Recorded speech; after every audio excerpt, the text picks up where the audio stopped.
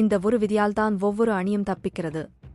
இனிமேல் 160 ரன்கள் அடித்தால் தோல்விதான். பாட் கம்மின்ஸ் அதிரடி அறிக்கை.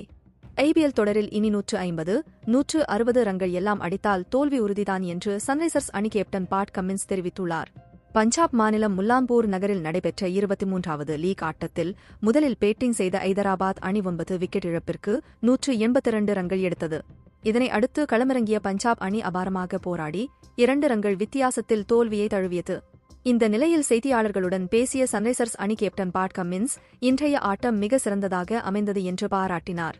இது குறித்து பேசிய அவர், பஞ்சாப் அணி வீரர்கள் தொடக்கத்தில் சிறப்பாக பந்து வீசி எங்களுக்கு நெருக்கடியை ஏற்படுத்தினார்கள்.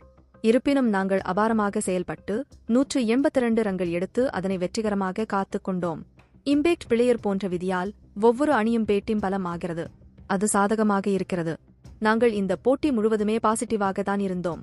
இனி ஐபிஎல் போட்டிகளில் 150, 160 ரன்கள் எல்லாம் அடித்தால் நிச்சயமாக 10க்கு 9 போட்டிகளில் நீங்கள் தோல்வி அடையதான் வாய்ப்பு அதிகமாக இருக்கிறது.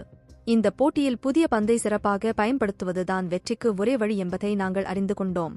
புதிய பந்தை பயன்படுத்தி நன்றாகவே செயல்படும் புவனேஸ்வர் குமார் தொடர்ந்து ஸ்டெம்புகளை குறிவைத்து வீசிக்கொண்டு இருந்தார். எங்கள் அணியில் பல இடதுகை வேகப்பந்து வீச்சாளர்கள் உள்ளதும் கொஞ்சம் சாதகமான விஷயமாக இருக்கிறது. பஞ்சாப் அணி வீரர்கள் ஷாசான் மற்றும் ஆஸ்டோஷ் சர்மா ஆகியோர் சிறப்பாக விளையாடி வருகிறார்கள். கடந்த வாரம் இருவரும் பிரமாதமாக செயல்பட்டதை நான் பார்த்தேன். இதேபோன்று எங்கள் அணி வீரர் நிதிஷ்குமார் ரெட்டியும் அபாரமாக விளையாடியிருக்கிறார்.